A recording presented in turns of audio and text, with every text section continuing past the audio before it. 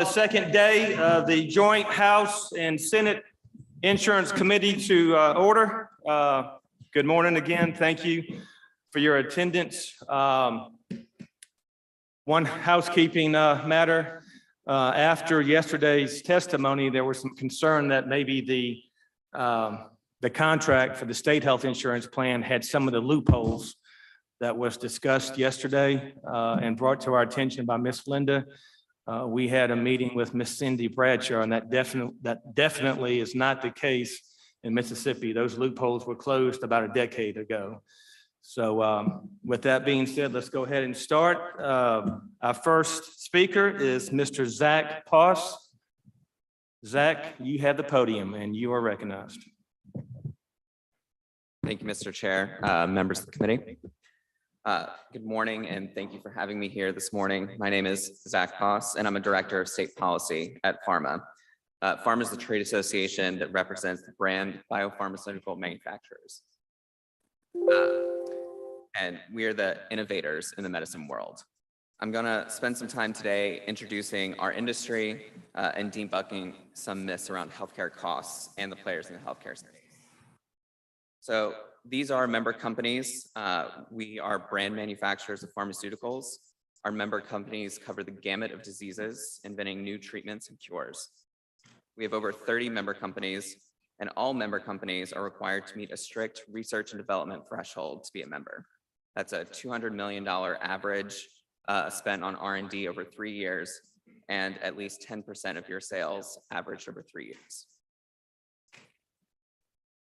So we are very fortunate, in my opinion, to be alive today in this new era of medicine. We're developing treatments and cures for diseases at an unprecedented rate and with significant developments. Cancer used to be a death sentence, and now most cancers can be treated and sent into remission.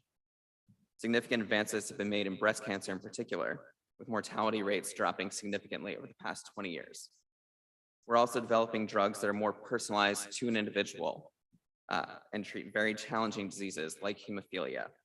And of course, our member companies moved quickly, thanks to Operation Warp Speed, to develop a vaccine for COVID and continue to improve upon the vaccines to address new variants. All this progress in treatments and cures doesn't come easily, though. On average, it takes about 10 years and about $2.6 billion to bring a drug from research to a patient, or as we like to call it, from bench to bedside.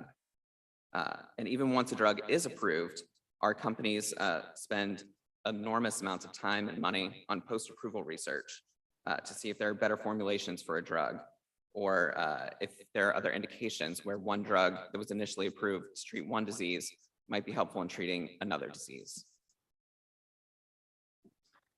So I want to get to one of the common myths that we hear about pharmaceutical manufacturers and drug spending. One misconception that we hear is that manufacturers spend all of their money on direct-to-consumer advertising and more money on DTC than they do on R&D. It's not true. It's actually the reverse. We spend about 3 times as much money on R&D as we do on advertising. And if you look at this chart, there's only a small portion of money spent on advertising that's direct to consumer. The rest is educating healthcare practitioners, educating the sales representatives, and other marketing materials. Another myth we hear is that medicine prices are skyrocketing. In fact, in 2020, brand medicine prices fell almost 3%. What you did see, however, was medicine spending going up very slightly, a little bit under 1%. The reason for that is a significant increase in utilization of drugs. So as more people take more drugs, treating their diseases, more money is being spent, but the prices of drugs are actually falling or stable. And inflation is a really hot topic right now. This is one snippet of an example from May 21 to May 22. 12-month average, prescription drug prices grew 1.9%, inflation 8.6%. So you're looking at prices growing at less than a quarter of the rate of inflation. And this is pretty standard for drugs. Drug prices grow pretty much in line or below the rate of inflation. So where's all the money going? We talk about drug prices being high, who's getting that money? In 2013, a lot of it was going to manufacturer. And now manufacturers are retaining less than half of every dollar spent on brand medicines. It's going to PBMs, insurers, pharmacies, wholesalers, hospitals, et cetera, other government entities, you name it. More than half of it is not going to the manufacturer now. And as you can see through the growth from year to year, we expect this trend to continue growing where manufacturers will retain less and other entities will continue to retain more. So we know there are a lot of different players in the healthcare supply chain: manufacturers, wholesalers, pharmacies, PBMs, insurers, and most importantly, the patient themselves. So as far as the physical distribution of a drug goes, manufacturer creates it, develops it, manufactures it. They sell it to a wholesaler. Wholesaler then sells it to a pharmacy who dispenses to the patient. On the back end, there are claims being filed by the PBMs, by the insurers, rebate agreements being paid between manufacturers, PBMs, insurers, and other entities. What's important to note here is, who does the patient interact with? The pharmacy. Where does the physical medicine go through? The manufacturer, wholesaler, the pharmacy, to the patient. Who doesn't touch the medicine? It's PBM, the insurer.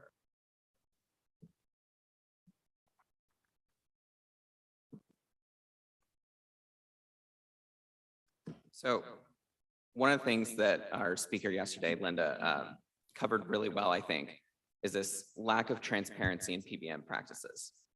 In fact, the FTC recently launched an investigation into this lack of transparency in PBM practices. We're really only just beginning in the last couple of years to start to see the full picture of PBMs, what they do, how they're operating. PBMs have been acting behind the scenes to contract for larger and larger rebates, resulting in significantly higher payments for patients.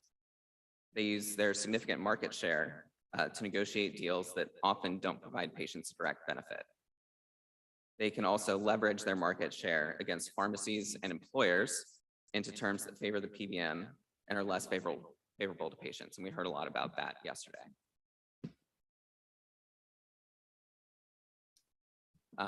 This really comes down to the PBMs have this vertical consolidation. As you can see, CVS Caremark is one example, owns an insurer, Aetna, owns a specialty pharmacy, owns a provider.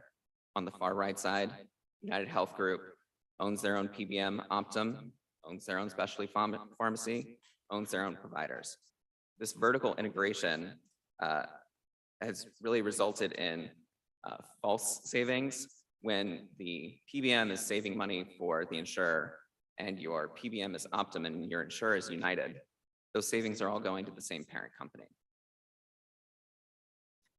And unfortunately, those savings are not making its way to patients, the most vulnerable in this population. So where does all this power come from? The top 3 PBMs have about 80% of commercial lives in the United States. This lets them negotiate steep discounts from manufacturers, rebates, fees, et cetera, and they can choose to do whatever they want with these discounts. They can retain them, they can pass them on to insurers, but what doesn't end up happening in most cases is these discounts offsetting patient costs at the pharmacy counter. So this slide shows data from analysts at Bernstein looking at the profitability of various industries in the medicine supply chain. At the bottom of profit margins are about our pharmacies with about 29% profit margin. The pharmacies, in my opinion, have the roughest job. They're responsible for dispensing medicines to patients. They have to file claims. Their reimbursement, as was mentioned yesterday, is widely varying based on their PBM contracts. And at the top of this profit margin are the PBMs. They have zero responsibility for interacting with drugs. They file claims and determine benefits along with the insurers. And as a matter of fact, in the Fortune 500, the top healthcare companies are PBMs and insurers. Number 4, CVS Health. Number 5 is United Health Group. Number 12, Cigna. Number 20 is Anthem. Number 26, Centene. The first pharmaceutical manufacturer that you'll see is at number 37. It's Johnson & Johnson, and you might know them best for your baby shampoo. So there's a lot of money here. Where is it all going? Why are the PBMs at the top of the profit list? And the answer lies in these rebates and discounts. As you can see, rebates and discounts have more than tripled in the last 10 years. Manufacturers are offering these rebates and discounts to lower the net price of medicines, what we think patients should be paying. These, as I said, these types of concessions have more than tripled since 2012, and it's driven largely by PBM negotiating tactics and having this increased share of patient population. An average drug has a net price, as you can see on the right-hand side, that's 50% of its list price because of these rebates and discounts. And it sounds like a good thing. Half price is great in theory. Who wouldn't want to buy something 50% off? But often you as the patient don't get that 50% off. That 50% off is going to other people in the supply chain. And why is that? PBMs have incentives to prefer medicines with high list prices and large rebates. Numerous public sources have noted this. PBM compensation tends to be based on a percentage of the list price rather than a volume-based payment. So I'm sure you all remember when the hepatitis C drugs hit the market, Sovaldi, Harvoni, the headlines were astounding, the $84,000 for this treatment. It was a cure for a deadly disease with liver transplant costing over $500,000. What that $84,000 headline didn't really unpack, because that was the list price of a drug, not the actual net price that someone would pay.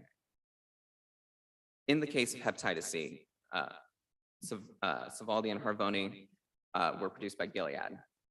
Another player in the market was Merck. They had a drug, Zepatier.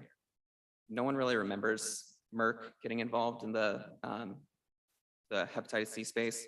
And the reason for that is that they never got coverage. They never got coverage because they decided to come in and say to the PBMs, we want to offer a lower list price and a low rebate.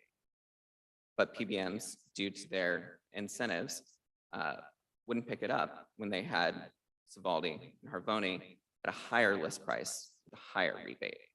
Even though the net prices were pretty close to the same, the PBMs had the incentive for the drug that cost more money.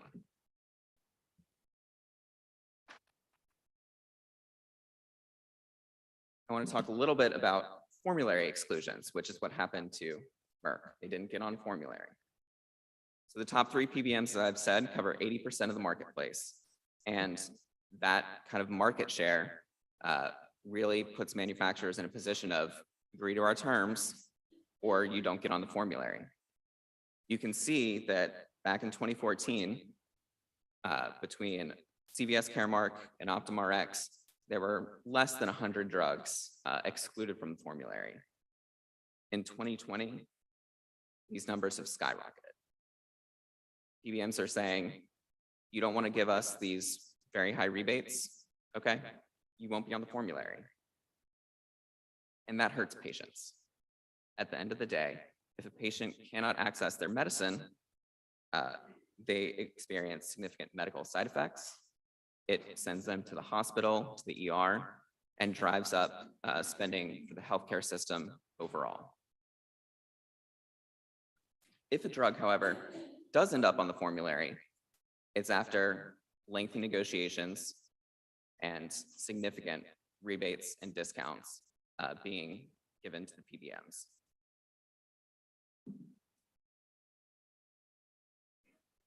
And one important thing to talk about when you're talking about formularies is really the broader concept of benefit design.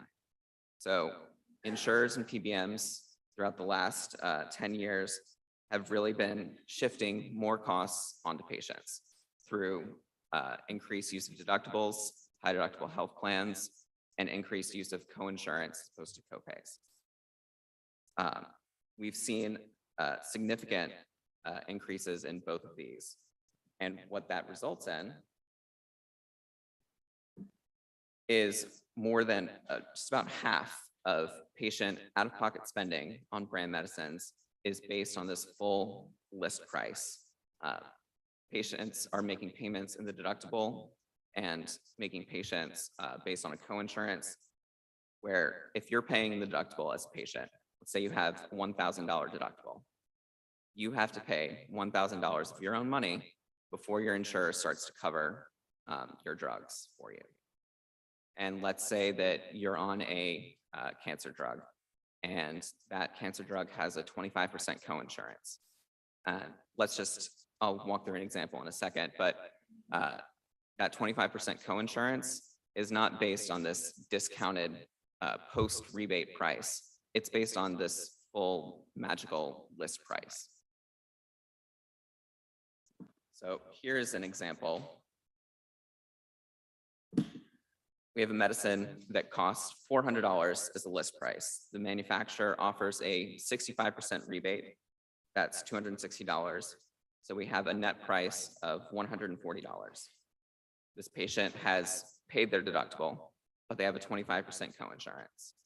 That coinsurance, as I said, is based on the list price. So the patient is responsible for $100. Plan receives that 65% rebate, that $260. So their cost is $140, but a patient's already paying 100 of it. So the actual cost of the plan is $40. And here we have a situation where a patient is paying more for their medicine than their insurer is. And that's not the way insurance is supposed to work. So what are we doing and what can be done to help rectify this? Manufacturers offer cost-sharing assistance programs to help offset patient costs. We know that drugs are expensive. They're important too. Personally, I take thyroid medication. I had a thyroidectomy. If I don't take my thyroid medication, I'm out of luck. I happen to have great insurance. If I didn't, I'd be going to the manufacturer of Synthroid and saying, here, help me afford this drug. Do you have a patient assistance program? Almost all of our manufacturers have patient assistance programs to help patients in need who can't otherwise afford their drugs. And in 2018, manufacturers paid over $13 billion through these patient assistance programs to help these patients afford their medicines that they couldn't live without. One thing that pharma has done is create the Medicine Assistance Tool, or MAT, which really helps patients, caregivers, physicians find these assistance programs. There are over 950 of them in the MAT search engine. And you can go in as the patient yourself, as a caregiver for a patient, or as a physician, plug in some basic information, and find the drug that you're looking for in any assistance program that might exist for it. And the last thing I'd like to leave you with are a few policy options that we think really help drive down the costs for patients. This Make Coupons Count, that's getting at this patient assistance program, making sure that the money being spent to help patients afford their drugs is counting towards their patient financial responsibility. The other option is share the savings. We talked a lot yesterday about this pass-through model.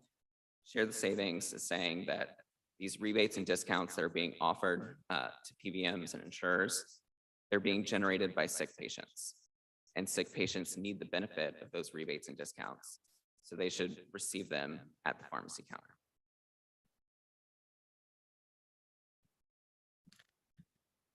Share the savings, sharing these rebates at the point of sale has very minimal impact on premiums. It would increase premiums by less than 1%, and it can save patients up to $1,000 a year on their medicines. When patients are taking their drugs, it saves money for the healthcare system overall as well. They're less likely to go to the ER, less likely to drive up hospital costs, less likely to cost the state. And as an added bonus, it increases health equity. So I'd be happy to take any questions at this time.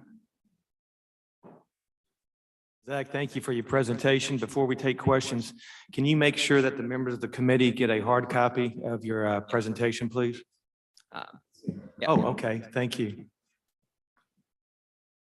Any questions from the committee members? The chair has one, Zach.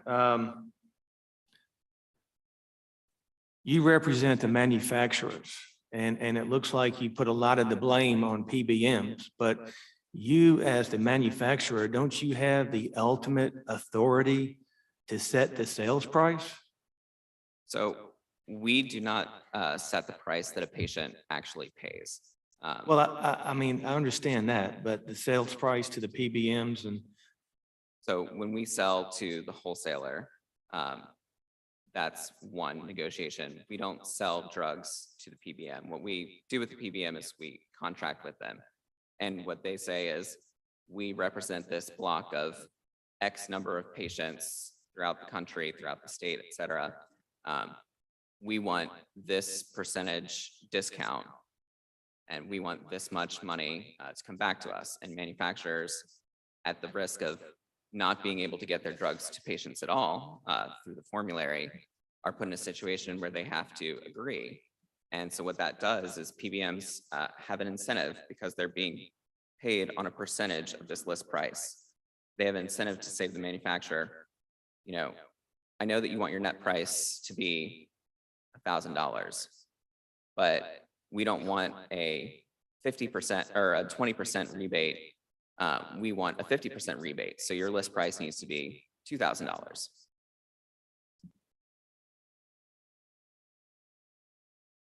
Okay, well, let me ask you this then. What, besides the patient assistance programs, and we all understand that, what would you recommend to reduce the cost of pharmaceuticals? And in the state of Mississippi, the cost has not been stable. It has increased. I think it was 60% over the last 10 years. So excluding patient assistance programs, what would you recommend to reduce pharmaceutical expenses?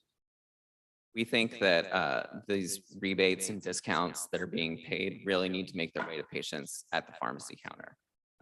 That's not really happening right now. So like I said, in a deductible situation where a patient's paying 100% of the list price, if a manufacturer has a $300 rebate agreement with a PBM and a patient's in that deductible phase, let's say the drug costs $1,000. They're paying $1,000, the patient's paying $1,000, the PBM and insurer paying nothing, but the manufacturer is still paying the PBM and insurer $300. So patient loses $1,000, PBM gains $300. That's not right. We think that those rebates and discounts should be going to patients at the pharmacy counter. So the patient in that scenario under this proposal would only have to pay $700, the actual net price of the drug. Zach, I have a question, please. Rather late in the session last year, we had legislation introduced for deductible accumulator ban legislation. And we understand that a law just recently passed in Louisiana. Are you familiar with the law in Louisiana? Could you explain how the accumulator ban works, please? Sure. So the way an accumulator, I guess, let me start with how does an accumulator program work?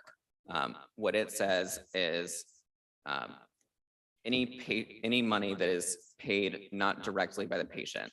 So money's paid, for example, through this assistance program, because it was not paid directly by the patient, should not count towards their annual out-of-pocket, their deductible, and we don't think that's right. It's still money being paid for the patient. So the ban would be to say, no, you cannot use this accumulator program. This money is still being paid to you, whether or not it's from the patient or from a third party helping the patient. Follow-up question on that. We had a very large disparity in the estimated cost to the state of Mississippi health plan versus what we heard occurred in Louisiana. How could there be such a wide opinion on how much it's going to cost Mississippi compared to what was passed in Louisiana? I am not sure what the health plan showed and what the health plan for Louisiana showed. It could be due to the utilization of drugs. So how often are these drugs how often are patients using the manufacturer assistance programs? It could be they're using them more in Mississippi than Louisiana, but without seeing the data side by side, I'm not sure. Representative from Rankin. Thank you, Mr. Chairman. Mr. Pauls, thank you for being here today. Yesterday, we heard some testimony about the national average drug acquisition cost, the NADAC. How do manufacturers go about determining what the price of the drug is, what you're going to sell it for? It's a very complicated process. Here it is. I do not work directly with our company's teams who deal with that. I know generally speaking that there are a lot of factors, including research and development costs, the costs of research post-approval, as I mentioned, costs for distribution, et cetera. How does the national average drug acquisition cost, how is that determined? How do they determine what the NADAC is? I believe the speaker yesterday mentioned it was a survey of pharmacies and what they were able to acquire the drug for. And how would you feel about that being the standard for Mississippi? I mean, would that be something you would support? Really what we support is ensuring that patients are receiving the lowest possible cost through the rebates and discounts being passed to them at the pharmacy counter. So you would not support the NADAC being the standard for what drugs were priced at from the manufacturer? I think it would be a little bit challenging to use that as a basis, given that manufacturers sell to wholesalers at one price and wholesalers get a little bit of a discount there. The wholesalers sell to pharmacies, get a little bit of a discount there. I think as a theoretical price number, it's a good number, but it's hard to say. Would you agree that the place where this pricing starts is with the manufacturer? That's where the price is set, and then from there, that's where it gets added to and added to and added to. But like where at the manufacturer level, that's where the price is set. Would you agree with that? So the price is set between the manufacturer and the PBM to start due to their negotiations. So if we had a standard right there, we could control the pricing. I can't say whether or not that would end up playing out in reality. Thank you very much. Thank you, Representative. Zach, what would be your position, or would you have any opposition if the legislature said, hey, we've had enough, it's not sustainable, we need to do something, and we came to you and we told the manufacturers that you needed to negotiate directly with the state health insurance plan to get the lowest unit cost up front without the rebates? Would you have any opposition to that? Would you support that position if that's what we came to? So I think there are definite scenarios to kind of go off of. Louisiana is a example in doing what we call a value-based arrangement for their hepatitis C drugs. It was called the Netflix model. And what they did was they negotiated with the manufacturer and said, we're going to pay you X number of dollars for this, and you're going to have exclusive access. Like you're going to be the only drug that we cover. And that was a one-on-one negotiation with the manufacturer. I think that value-based payments and value-based arrangements are kind of where we'll see drug pricing moving to. But it becomes challenging with the implications of Medicaid best price and other implications. So it does have to be structured in a particular way. Okay, well, let's assume it was structured in the right way. What would be your position? We support value-based arrangements as long as they're voluntary between the manufacturer and the state. Okay, let me try one more time. So you would not have any opposition to that then? To a value-based arrangement between the manufacturer and the state. That's correct. That's a voluntary arrangement, not required. Okay, let me try one last time. Would you have any opposition? No, I'm sorry? no, we would not have. Okay. opposition. Okay, any other questions? Representative from Pearl River. Thank you, gentlemen. Just talking about the price and the price that you're setting, I'm really confused why with medicines that are for people's health and save lives, how we can't come to a price that the manufacturer sets, because I can go buy a name brand purse or shoes at Dillard's or somewhere, and they have contracts with the manufacturer where the price that Dillard's, McRae's, or whatever department store sells, they're all within a few dollars of each other. They're not allowed to go outside this amount and put a high price. Yeah, some may do it illegally, but basically there's a standard price within a certain range for retail that you have to sell that product for. So the fact that here we are with medical drugs that are necessities, and I might argue about purse and shoes being necessities, but that's so much more serious. I don't understand why this is even a conversation, why it can't be done, and all these roadblocks are put up for that. Yeah, it's a great question. Really, at the end of the day, what we're most concerned about is making sure that our patients are able to access their medicines. And as we've said, price is a barrier to that.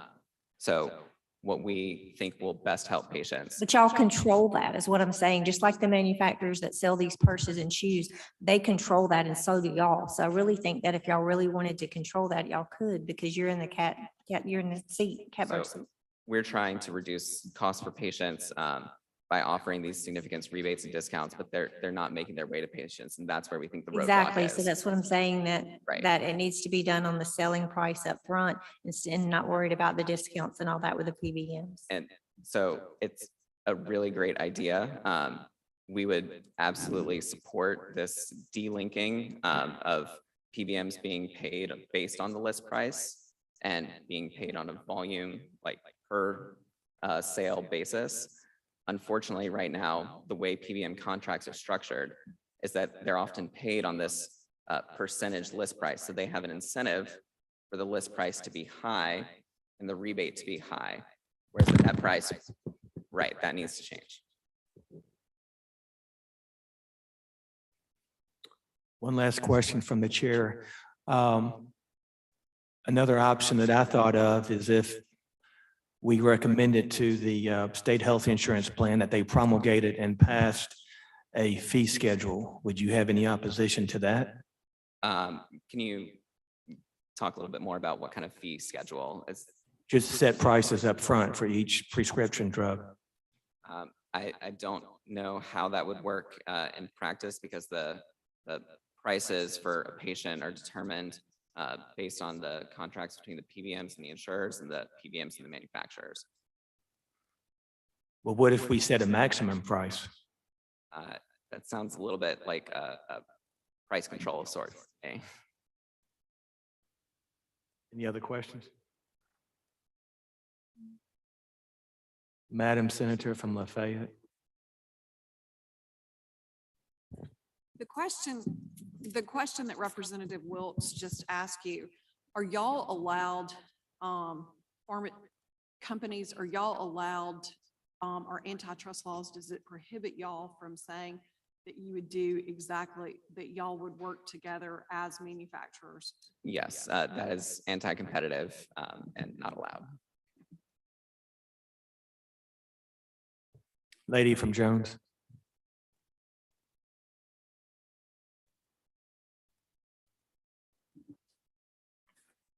Yes, good morning, and thank you so much, Mr. Poss, for your presentation. I want to just ask, you know, where I come from, they said, can you just make it make sense, you know? Mhm. And so I'm gonna ask a make it make sense question. It seems to me that you all as manufacturers are giving the PBMs like a kickback so you can get in position to do your thing with these drugs.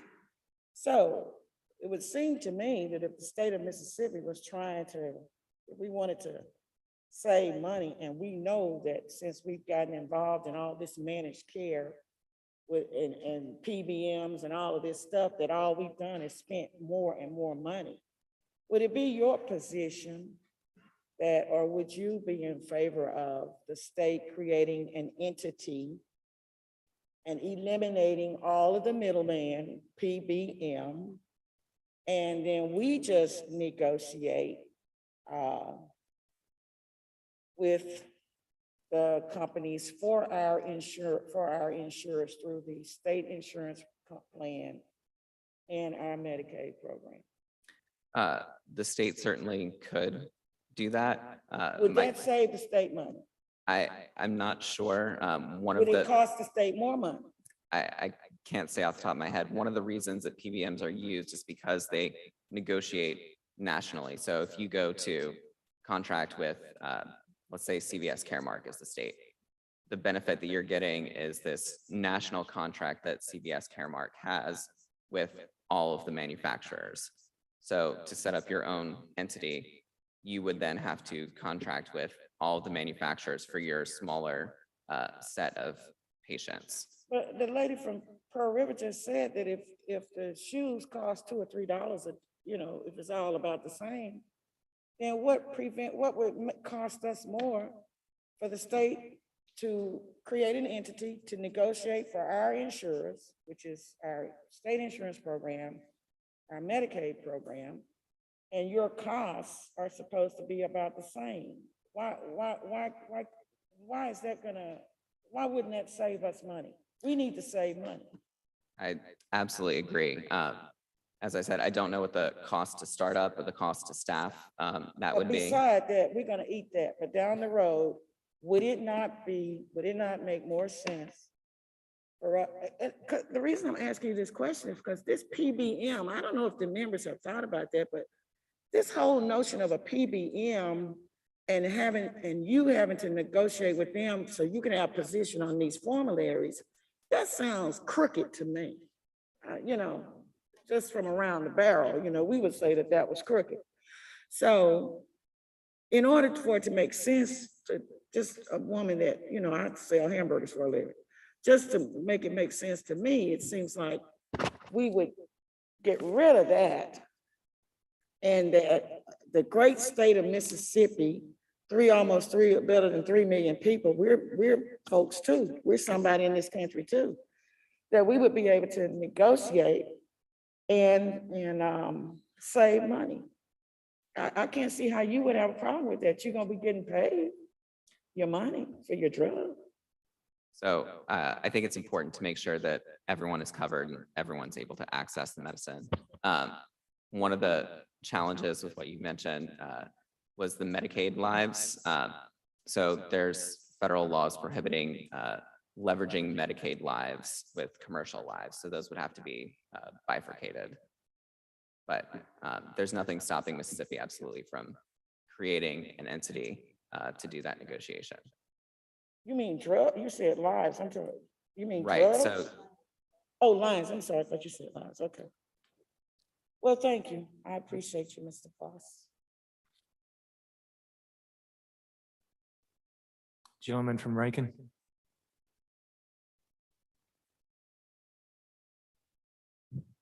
I'm sorry, follow-up question. I know in a lot of cases you have the manufacturers and PBMs who are vertically aligned and the manufacturers have their own PBM. Is that correct or not? manufacturers do not have PBMs. Okay, so do I? Health insurance companies? Okay. Let me give it a little more thought. Well, Zach, let me ask you this. Are the manufacturers involved in the vertical integration in any other position or in any other forum other than manufacturing the drug? Only to the extent that they have contracts with the people in this vertical integration with the PBMs, just like pharmacies have contracts with them, wholesalers have contracts with them. The slide that Linda had yesterday showing that web of who the PBMs are connected to. Manufacturers have a contract just like all the others, but manufacturers are not vertically integrated with PBMs or insurers. Okay, so the only thing they have is the contract for the cost of the drug with the PBM. Right. Nothing else.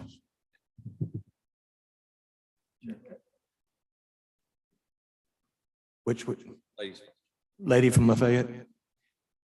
Let me ask you a friendly question. Do you believe that essentially the PBMs are almost dictating to the doctors and the pharmacists on how to practice medicine and particularly which drugs to prescribe based on the formularies? Yes, so PBMs are able to very strictly control what patients are able to access through the formularies. If a manufacturer does not agree to the price that a PBM wants, they won't be on the formulary. If they're not on the formulary, a patient can't get their drug covered, which impacts what a physician can prescribe for their patients. Can I follow up with that? Sure. I have heard that physicians will have to give, like oftentimes physicians are going to have to give patients XYZ drug that they know is not going to be effective before they are able to prescribe the next drug. And the patient will have to fail on that drug multiple times before they're able to access the drug if the physician knew from the get-go Right. that patient needed that drug. Yep. And I understand this is pretty common. It is. It's a practice called step therapy or fail first. It's one of the tools that PBMs use. For example, a manufacturer, they might say, all right, well, we are going to prior authorize your drug because you're not giving us what you want, or we're going to put it at step 3 of step therapy. So someone has to go through 2 other drugs before they can try yours because you're not giving us the price that we want. Thank you. Senator Harkins, the gentleman from Rankin. Thank you. Why don't manufacturers have a PBM? Why don't they have a PBM? I can't say why any manufacturer specifically chooses not to. The PBMs really operate on behalf of the insurer. Ultimately, they're the ones helping the insurer design their formularies, help design their benefits, negotiate to get these rebates from manufacturers. They're really benefiting the insurer. Okay. I kind of thought you'd say something like that. The reason why I was asking is I was wondering if you're going to say, was there a conflict? You think there'd be a conflict with manufacturers having a PBM? I'm not sure.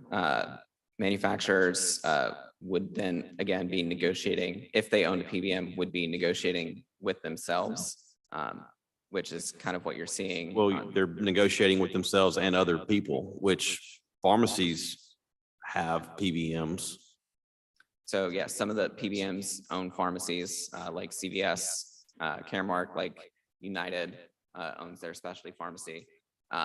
And what we've seen with that vertical integration is really a downside for patients. Okay. You mentioned control earlier. Why do you not have the control as a manufacturer to say that we're not going to provide the rebates, that we're just going to lower our price and that's going to be it? As I had mentioned before, a lot of PBM compensation is based on a percentage of the list price. So a PBM can say, well, we need your list price to be higher and your rebate to be high, our rebate to be higher, or we're not going to cover your drug. I'm in the real estate business. So if I was listing a piece of property for a client and I encourage them to sell for higher, so my commission could be higher, I'd probably get suspended from the real estate commission. And I mean, the frustrating thing is this is so confusing for most people to understand, but when you relate it to another business, you relate it to another situation, it goes against the grain of everything. I mean, I've listened to you and I've listened to people yesterday. Do you feel like a hostage? Because that's the message I'm getting from you and from the other people that have talked about is like, y'all feel like you're hostages. The PBMs do wield a lot of power. As I said, the top 3 PBMs represent about 80% of the country. And that's a lot of negotiating power. Thank you. Yep.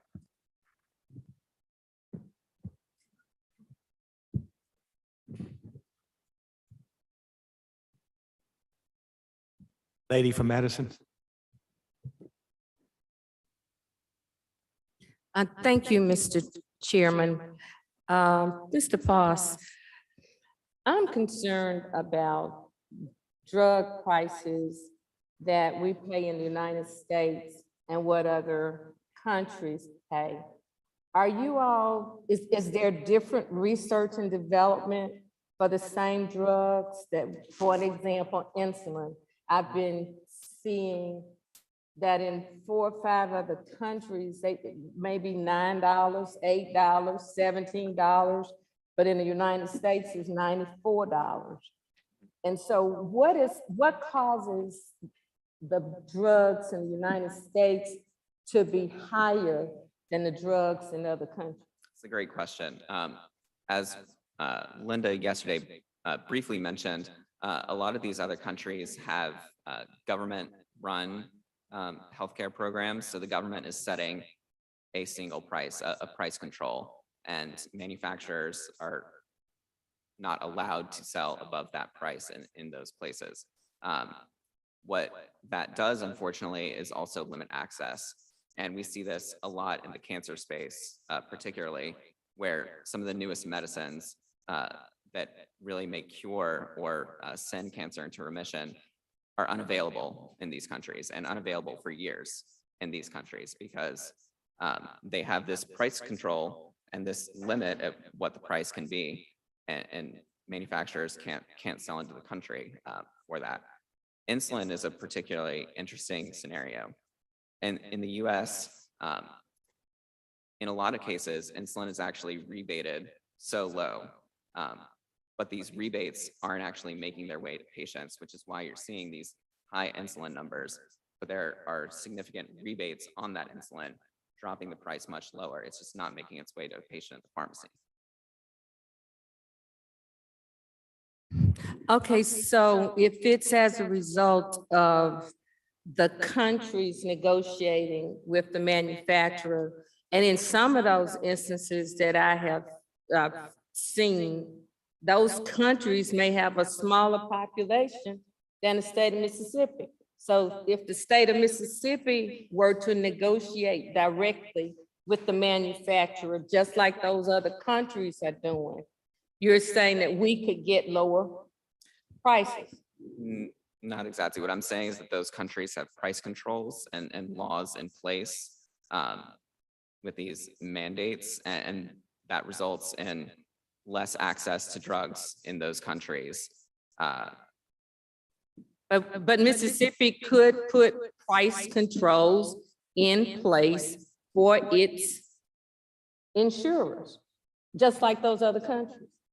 There's nothing stopping the state Okay, from. that's what I was getting to. Thank you.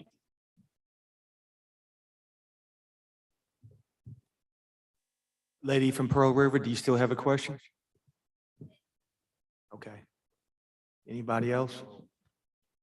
Okay, seeing no further questions. Zach, we appreciate your time. We appreciate more so your willingness to answer some tough questions. And thank you very much. Thank you, Mr. Chair. Okay.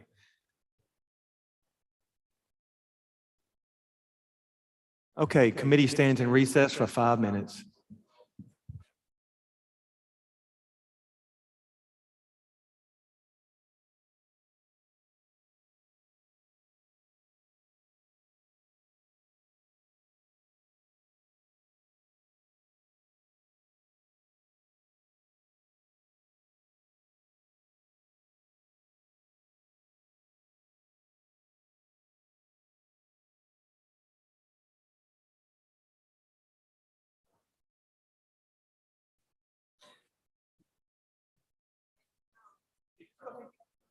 Just a reminder, I don't think any of the restrooms in the Capitol are in working order. There are porta potties out in the parking lot.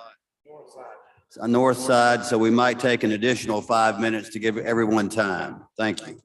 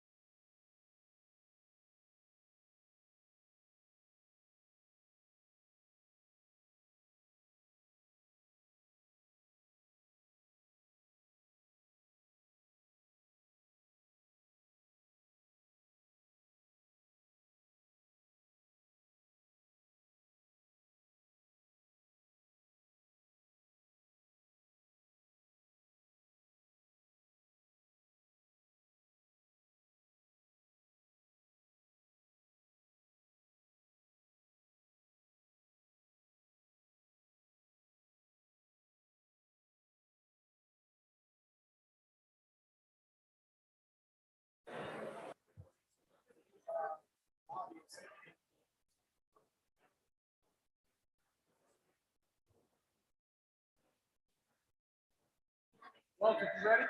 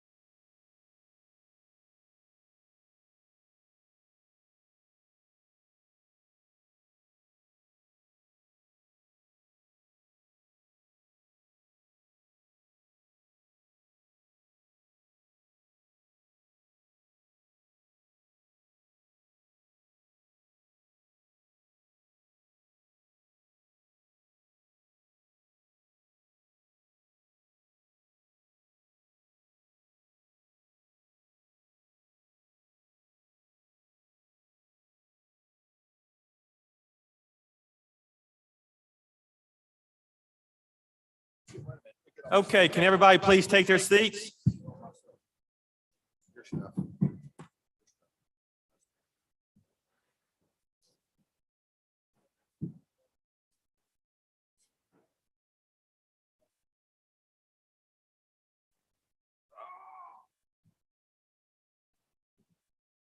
Okay, thank you, ladies and gentlemen. Our very last speaker is the representative for the PBM Association, Mr. Michael Power. Michael, you're recognized. Thank you, Chairman Zuber. Yes, sir. Michelle, I appreciate the opportunity to be here today to speak to this joint committee on the role of PBMs in our role in the marketplace. As the chairman stated, my name is Michael Power. I'm the Senior Director of State Affairs for PCMA, and I am based in Atlanta, Georgia. Michael, hold on one second. Can we have everybody's attention, please? Thank you. Go ahead. Thank you, Mr. Chairman. So real quick, before we kind of get into the meat of the presentation, I wanted to highlight some information for you all about who pays for the prescription drugs. So this slide here is a circle chart that sort of shows the breakdown of how the spending occurs on the prescription drug plan. So who are the entities that are paying for this benefit out here in the real world? So a large chunk, as you see, is between Medicaid and Medicare, and then roughly 40% of the spend is found in the self-insured marketplace, which is usually your large and small employers across the state who are providing this benefit. Let's turn the wrong way here. The next slide that we have, just to sort of kind of level set this discussion, is something the American Association of Health Plans have put together. This sort of shows the medical dollar and what the spend is by category. And so that first chunk that you see on the left-hand side is the prescription drug spend. So about 23 cents of every dollar, roughly 23% of every dollar goes towards the prescription drug spend. Michael, could you speak into the microphone a lot better? This Sure. is on our YouTube channel, and Sorry about that. I'll lean forward a little bit. I apologize. Thank you. All right, so I'll kind of go back through that real quick. Sorry, the slide adjusted on me, which is maybe telling me just to move along. But so this dollar reflects the prescription drug spend, and you'll see there on the far left that roughly 23% of the dollar is spent, or so the medical dollar is spent on the prescription drug. Moving into the next slide, this is sort of, we're going to sort of dive into the meat of the presentation here this morning, but I sort of wanted to start with what is a PBM. So pharmacy benefit managers are third-party administrators hired by employers, state government, insurers, Medicare Part D, and other entities like unions and trusts to administer their prescription drug benefit that is connected with their health plan. We are the only entity in the drug supply chain that is there to try to negotiate against the manufacturers on behalf of the end purchaser, the plan sponsor. So that is our role here in this marketplace. There's been a lot of discussion about where those savings go, but ultimately the savings that we generate through our contract negotiations do go back to the plan sponsors, and we will talk about those here a little later this morning. I think it's also been mentioned a lot this morning, so I won't harp on this slide here, but we do aggregate our buying clout to negotiate against the drug manufacturers to try to bring discounts and rebates for the plan and for the lives that they cover. I think that's been hit on by several speakers already in the last 2 days. So I'll skip on here. This slide here shows sort of the types of payers that PBMs work with. So private employers, those are large and small businesses. It could be companies that have less than 50 employees. It could be companies that are much larger and have several thousands of employees. These may be Mississippi-based companies. These may be companies that are headquartered in another state that are providing a benefit to their employee who may be located here and want to make sure that they receive the same level of care that their employees do where they're located. The next one moving to the right are public sector employees. So think like the state health benefit plan, government health plans and government programs. Those are your managed care organizations, Medicare Part D. And then as I mentioned a minute ago, unions and trusts. I know there's not much of a union presence here, but in like your neighboring state of Louisiana, there is, and they do utilize PBMs to provide the prescription drug benefit. So as it's sort of been mentioned, we have a lot of buying power. This number generally fluctuates between 260 and 270 million Americans, depending on what's going on. But you'll see how those parts of the pie break down. 18% through Medicaid, a little over or almost 15% through Medicare Part D, and then 35.7% of the self-insured marketplace. And then you have your commercial health plans. So that's sort of the breakdown of those covered lives.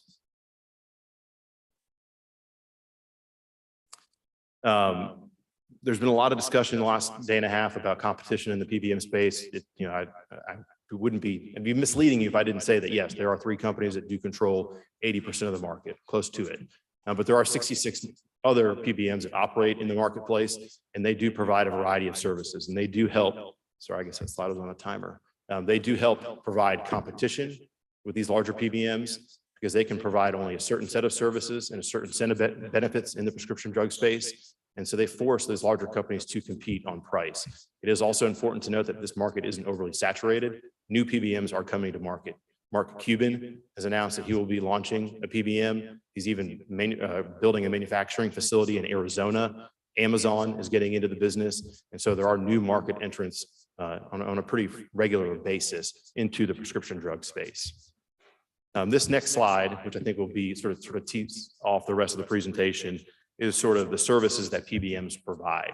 And so I thought it was important to highlight a few of these because there's been a lot of conversation about certain aspects of PBM services and PBM tools.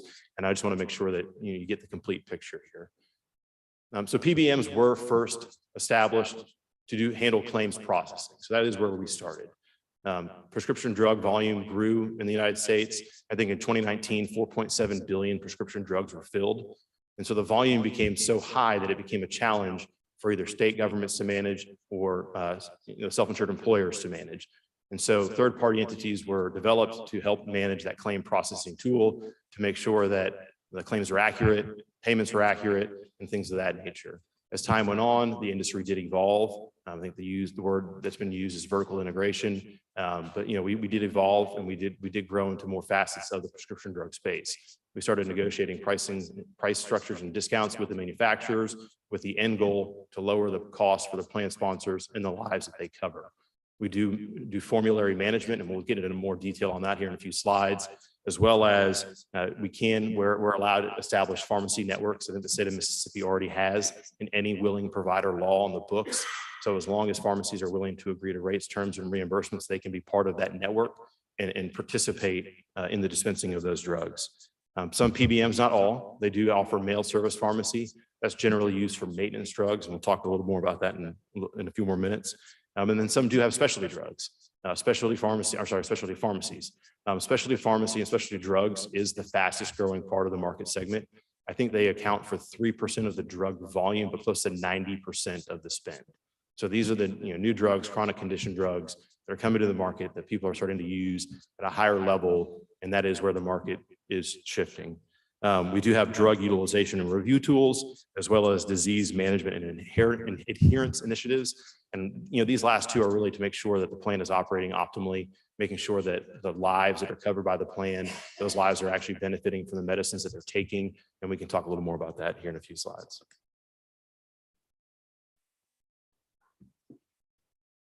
All right, so claims processing is pretty straightforward. So I'm going to sort of jump to the negotiation piece of the tools that PBMs offer. So how do we tackle high drug costs? Health plans and PBMs do not have control over the price. There's a lot of discussion with the previous speaker about who sets the price. Manufacturers absolutely set the list price for drugs. And I've got a slide that will show that here in more detail in a second. PBMs aggregate our buying power to then negotiate with the manufacturers of those drugs to try to get discounts. PBMs also prefer the use of generic drugs in our formularies. However, there are times when brand drugs like insulins need to be the choice. And so we will negotiate with those manufacturers to get the best price. And I think on the Inflation Reduction Act, the copay that was established there, most of my members were already meeting the copay on the insulin drugs. And so we were already ahead of the curve on making sure that those drugs were available at the lowest cost possible. The trick there and the rub there, though, on the back end is as long as the manufacturer are providing those discounts and rebates, we're able to meet that pricing. And so that'll be the thing that we need to keep our eye on as we move forward in time. It's important to note, and I think you all know this, that brand drug manufacturers have federal patent law. So once they bring a drug to market, they have about 20 years, and they can actually get that patent protected a little longer if they do a formula tweak. And so that then decreases the incentive for competition to come to the marketplace. So it's another challenge in tackling the cost of drugs. But again, these are part of the problems and part of the reasons why we exist. Oops. The previous speaker did talk about hepatitis C. I'd like to maybe sit down and talk with him a little more about the examples provided, but I will just note that this is an example that we have. On the left, you see a higher bar chart where the hepatitis C drug costs about $1,000, and these are sort of hypothetical numbers, but that represents someone who might be uninsured or has a plan that didn't use a PBM. Through PBM tools and negotiations with the manufacturers of those drugs, we were able to reduce the cost of that drug by 40%. And on average, we find that in our negotiations, we reduce the cost of the plan of about 35% in those negotiations with the drug manufacturers. All right, so this is a slide I mentioned a few minutes ago to talk about the pricing inequalities and maybe who sets the list price and how the rebate negotiations exist. So if you don't, my members might even tell me not to say this, but if you don't follow drug channels, do. Adam Fine is not a friend of ours, but he publishes a lot of information about the healthcare space. This slide here came out earlier this year, and what he was showcasing here was the change in list price over time, as well as the change in net prices. And you'll see on the far left side in 2014, the year-to-year change in list price on drugs that the manufacturer sold was 13.5%. As you move forward in time to 2021, that list price increase has decreased. But the point is the price of the drugs are still increasing, right? So that's the blue line. The orange line represents the net price of the drugs. So that shows in 2014, excuse me, the net price of drugs increased by 4.6% over 2013. As we move forward in time to 2021, they started to reduce their net cost of the drug. So that is sort of what that's really the actual value of the drug, not the list price, right? But what also, if you look closely, and I'm an economics major, I actually wasn't a poli-sci guy in college at all, but I studied economics. There's a bubble there, and Adam Fine talks a lot about the bubble. And the bubble that is here in this graph shows that while they are increasing their list price, not as high as they used to increase, and their net price is actually going down a little bit, the increase in the list price is still higher than the net price decrease. The percent change is greater, meaning the bubble is larger, allowing for more profit margins to be made. So if rebates and discounts are the problem, someone needs to explain the gap in that profit margin structure, because it can't just be that the rebates dictate the list price. There's a gap there. How do we account for that? This is actually from Johnson & Johnson's 2019 transparency report. They put these out every year. This one here shows the rebates in the supply chain. So you'll see that not only, we hear a lot about point of sale rebates, that a PBM should offer point of sale rebates to the customer who's using the benefit. But what is important to note, if rebates. I hate to interrupt you, but I have a very important question. If the rebates are not the issue and there is a gap, how do you close that gap then? That's a wonderful question. And if the rebates are not the issue, that's the only question there is. How do you, if the rebates are not the issue, tell us, how do we close that gap, please? I honestly, I hear what you're saying. I request that, or I respect that question. I think that would be something that the manufacturers would have to address. I think that's where a lot of the questions came from earlier with the previous speakers, how to manage those list prices that they're setting. What would be your recommendation? Forget the manufacturer. What would be your recommendation, Michael? You know, we as PBMs prefer the use of generics. We prefer those in our formularies and the structure that we offer our payers, our plan sponsors. And so we think greater utilization of generics would help in that space and increase competition. There are some biosimilars coming to the marketplace that will help lower the cost of drugs because that'll increase medicines that are available to treat patients, and then that'll help put a downward pressure on pricing. And that is not being done now? The biosimilars haven't come to the market yet. Which piece? I'm sorry, sir. Using the generics. So one part of the generic versus brand issue is sometimes a manufacturer will offer a rebate to a plan sponsor that is so significant that the generic might cost the same as the brand drug or might cost less than the brand drug. Okay, thank you. Thank you.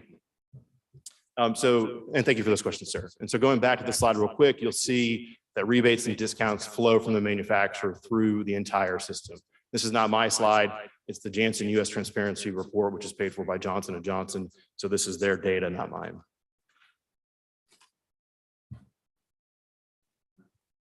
Moving into formulary management, there's been a lot of discussion about how formularies are managed and how they're structured. At the end of the day, you know, PBMs do have templates that we can offer our plan sponsors that they may use. We have templates that are loose formularies, which means there's greater options to the patient, but it does mean higher costs. There's formularies that are very tight in nature, which means there's more control and less cost to the plan sponsor to administer. Formularies range from 1 to 4 tiers. Generally today, we see a 4-tier system, and that might start with, as I mentioned, generics as the first tier, brand, specialty, and on, depending what the plan sponsor wants. So and ultimately, the plan sponsor has the decision in what tier structure they have and then what goes on those tiers. And last point here, it is important to note that if the FDA comes out with any evidence that, or one of the pharmacy and therapeutics committees comes out with any evidence that the safety of the drug is in question, that formulary can be retooled in real time to make sure those issues are addressed. So real quickly on how PBMs form formularies and how we work with our clients to form formularies. We work very closely with pharmacy and therapeutics committees. These committees are independent of a PBM and a plan sponsor. They meet quarterly to review all drug data, safety, and efficacy. It's important to note, you can Google this, I don't know who cited it, but medical knowledge these days doubles in like 60 days, right? So there's a lot of information out there. There's a lot of things that people need to review. And so there are these committees that are established to review that information to make sure that the drugs that are available are safe for use. And only after all of these things are evaluated does cost come into consideration. So even if a generic is what we prefer, if there's a brand drug that is better, the brand will get the preference if it has proven better outcomes. But we do, as I stated before, prefer the use of generic drugs. And then again, I think I've said this a couple of times, but you know, ultimately the plan sponsors have the final say on what goes onto that formulary. We can offer templates, we can help guide, but at the end of the day, they know who their workforce is, they know who's in their state, they know their issues, they know what they need. Another tool that PBMs provide is mail service pharmacy. This is not used as broadly as some might think. Generally, mail service pharmacy is for maintenance drugs. You might have a type of diabetes or an insulin that you can take orally, or maybe something on a low case in the mental health space. But generally, the way these mail service pharmacies work is if a patient is diagnosed with a situation, they go to a retail and the doctor prescribes them with something, that the patient goes to a retail pharmacy to pick up that drug. And depending on how the plan is written, they might go back to the retail pharmacy 2 or 3 times before that drug is sent via mail. Plan sponsors choose mail because, as we all know, it sometimes is cheaper to get things online, right? And there are some savings there for the plan sponsor if they choose that process. What's also important to note, though, in the mail service pharmacy piece of the contracting is that there is 24/7 access to care. If you know anyone that receives a prescription drug via mail and you're willing to ask them the question, or you do yourself, you'll know that before the next supply of the drugs is sent to your house, there is a phone call made by the pharmacy to make sure that medicine you're taking, you're using it, it's working, and you're getting on to either a stable level in your life or better. And if there are any issues that pop up during that phone interview, they do refer you, they give you some counseling, and then they refer you to go back to your practitioner for additional care and help. But so that's part of the mail pharmacy tool. So moving into why do plan sponsors choose PBMs? It's important to note that there is no state or federal law that requires anyone to hire a PBM. So what's the value, right? There must be some value to these plan sponsors as to why they retain our services. Close to 270 million Americans receive their benefit through a PBM. We did survey a lot of our members, self-insured plans, and we found those are the employer groups. We found that 93% of those groups are satisfied with their PBM. Obviously, there are people that are not, which is obviously why the reason we're here today having this conversation. And so we do need to work through some challenges. But again, it's important to note that they're not forced to use us. A lot of these companies are publicly traded. Their finances are heavily scrutinized, and yet there's a value in retaining a PBM to provide this service. Real quickly to touch on the RFP process. So a plan will work with the health plan will work with the plan sponsor to put out an RFP. That bid goes live. PBMs bid on it. If there is a PBM that can bid on all aspects of that benefit design plan, they do. PBMs may bid on only certain parts of it. And we have plenty of examples of companies around the country that might use two PBMs to provide their pharmacy benefit services because they found efficiencies in using two different PBMs for different components of the plan that they needed. Once the sponsor or the selects a PBM to work with, they then usually hire a benefit consultant to help them then design the plan for their covered lives. That includes the claims processing, how it's paid for, that includes formulary management, that includes do they or do they not use mail service, which specialty pharmacies do they utilize, what tiers, what drugs go where, and on and on. Real quick, Sir. just so that I'm clear, the PBM hires the benefit consultant? No, sir, the plan sponsor hires the benefit consultant. Yes, sir, sorry. And then this is sort of a rehash of what I just said a few minutes ago. So why do they hire us? There's been a lot of research out there that shows that $654 billion in savings through the use of PBMs in the next 10 years nationally. That's a tool. And really, we are the only tool in the system that can help negotiate against the drug manufacturers. There's been a lot of talk of how that all works and where the money goes. It is, I don't think I mentioned it. It is important to note through the rebating process, a plan sponsor does have the choice on how to use those rebates. They can use the rebates to lower premiums for the lives that they cover. They can use the rebates to give back to the person using the benefit who's paying for that drug. And they might use the rebates to help lower their out-of-pocket costs. You have to remember, we did it a little differently in the United States. Plan sponsors are providing this benefit voluntarily, and they're paying 2/3 or more of the cost of the overall health plan. And so they may need to use those rebates to help subsidize the program that they're voluntarily offering their employees. So there's a variety of uses that they have today, and it is up to the plan sponsor on how those are used.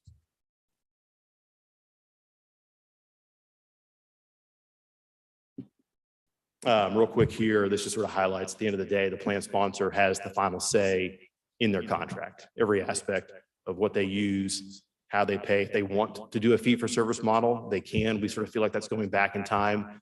It's like it's hiring a lawyer and paying them an hourly rate and saying, go solve this problem. You get a bill at the end of the month and it could be very high, or you hire a consultant and you pay them a fixed flat fee every month. And then what your costs will be at the end of the year. You can manage your costs that way. And again, that's a decision a plan sponsor can make. So this slide here just sort of wants to reiterate the point that plan sponsors have the final say in what's in their contract. And again, they're not required to hire us, but they do.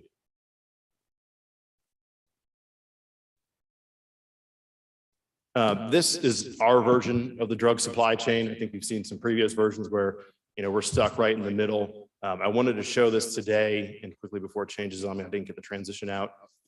This shows that red line in the middle represents a group called the Pharmacy Service Administrative Organization, or groups called PSAOs.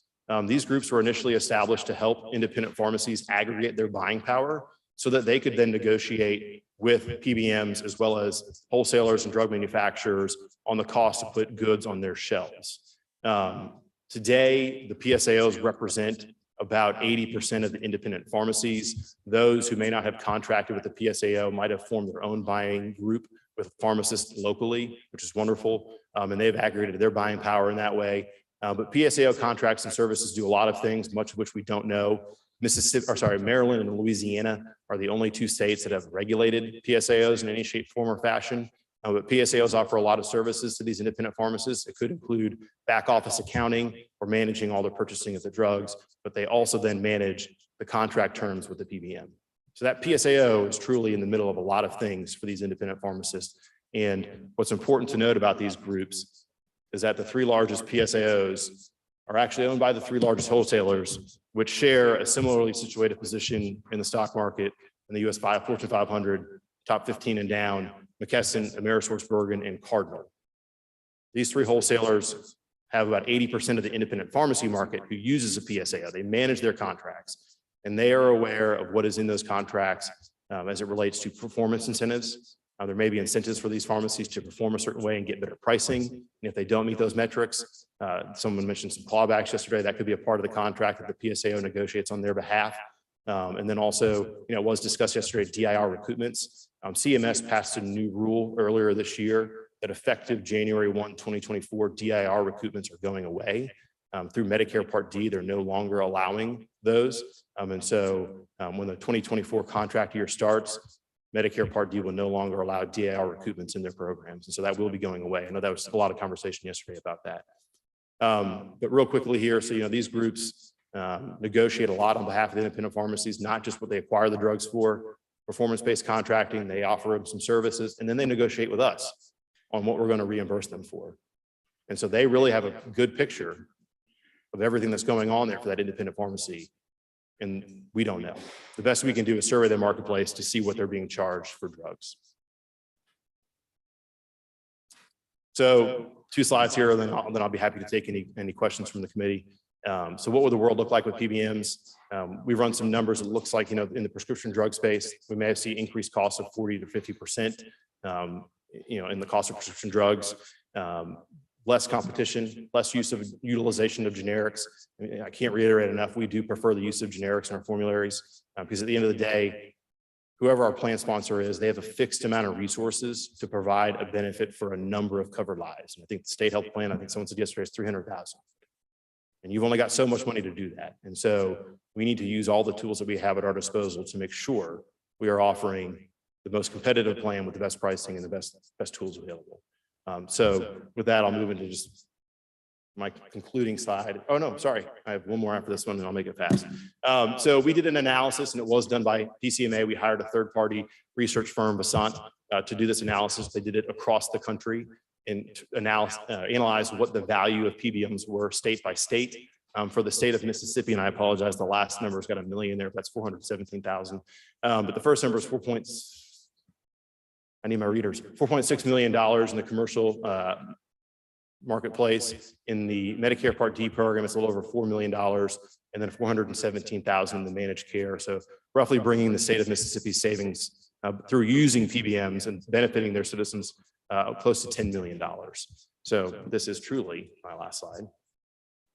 So, we find our role here is to negotiate against manufacturers, hold their feet to the fire, bring their prices down.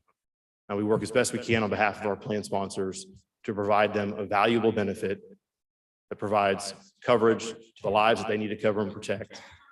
And, I'll just conclude there. I appreciate your time. I know that was a lot of information, and I'll be happy to answer any questions that I can. Thank you, Michael. Mr. Vice Chairman. Thank you, Mr. Chairman. Quick question on clawbacks. Our independent pharmacies in our small towns, you see them on the back of baseball jerseys or basketball courts, football fields. I've never seen a PBM sponsorship at any of these places. Could you tell me when the clawbacks occur, who keeps that money? Is it the manufacturer or would that be the PBMs? So depending on how, and first, let me kind of back up a second. We really do appreciate independent pharmacists. I think there's a lot of rhetoric out there that we don't. Independent pharmacists provide drugs in a lot of challenging geographic areas, right? And so they are important to this whole entire marketplace. And so without them, there's a lot of people who don't get to get access to their drugs. I'll look and see, to your point about charitable donations at sporting events, I'll look to see what the numbers are in Mississippi. And we do have some members that give money in that space. And there should be, I'm sure there's some charitable stuff happening here as well. But as it relates specifically to the clawbacks, it depends on how that contract is written through and if they are contracted with a PSAO, which is something we don't know. There's no light on the PSAO space. And so we don't know if that clawback goes back to the manufacturer, if through the PBM it goes to the health plan. It depends on the terms that the pharmacy agreed to in their contract with their PSAO. So it varies across the board, contract by contract. So the contracts that the pharmacists sign with you are with the manufacturers? With so they either manage it on their own or they manage it through a PSAO. And they sign their rights to contracting to the Pharmacy Service Administrative Organization. And then that entity negotiates on their behalf with the wholesaler for drug acquisition prices, and then with us on reimbursements. What happens from the PSAO back to the pharmacist, we don't know. And There's not a lot of light in that space. PSAO, what does that?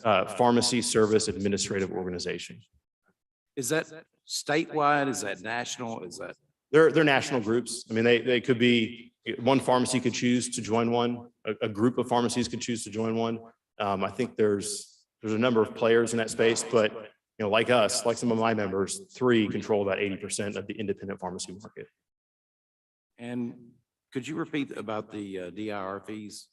So the Center of Medicaid and Medicare Services, I think it was in May of this year, updated the rules on the use of direct and indirect remuneration, DIR payments. And starting calendar year 2024, those will no longer be part of Medicare Part D contracts. Nationwide? Yes, sir. Thank you. Michael, how do you feel about reverse auctions for drug pricing whenever you have numerous manufacturers for one drug? I appreciate that question. I don't think I've ever had that question asked. So a reverse auction when you have numerous manufacturers of a drug. I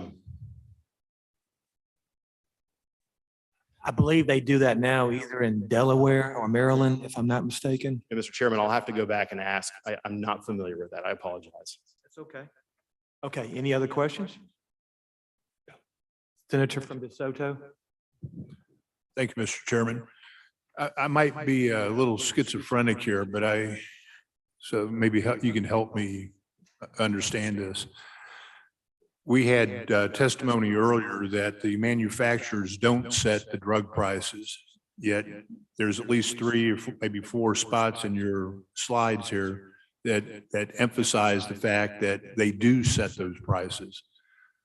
So what's the truth?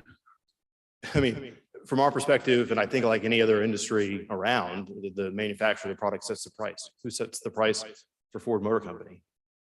Who sets the price for Tyson Foods and the poultry they sell, right? I mean, it's the manufacturer. Well, we're not talking about chicken and stuff. We're talking about medications, and basically what I'd heard earlier was that the manufacturers don't set that price.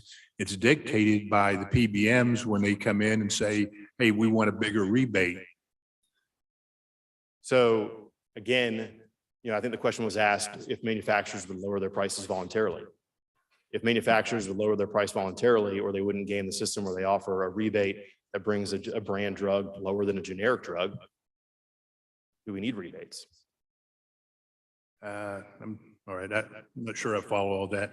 On your last slide that you showed us, so are you saying over a 10-year period, the state of Mississippi saves about will save about $10 million through the use of PBMs? Well, through the variety of the programs, so management care, Medicare, and as well as So that on 10 years, that's about $1 million a year we save.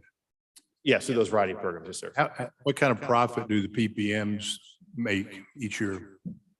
I'm the trade association guy. I don't represent the companies individually. They'd have to answer those questions. But I imagine they make more than $1 million. Would I be correct?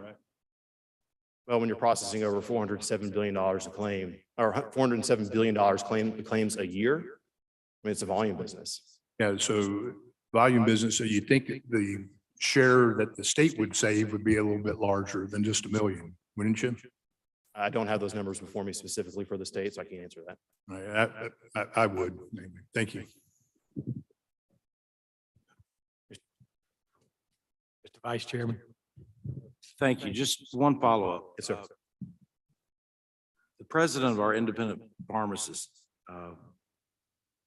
and the lobbyist says the clawbacks are taken back by the Pbms and they have no negotiation ability, even if they use the PSAO.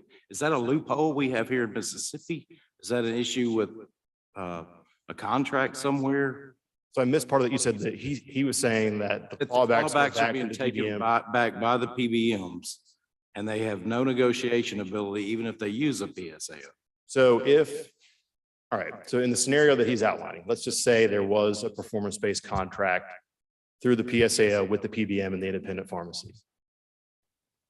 It's like any other quota system, right? So if you make your marks, there's incentives for that.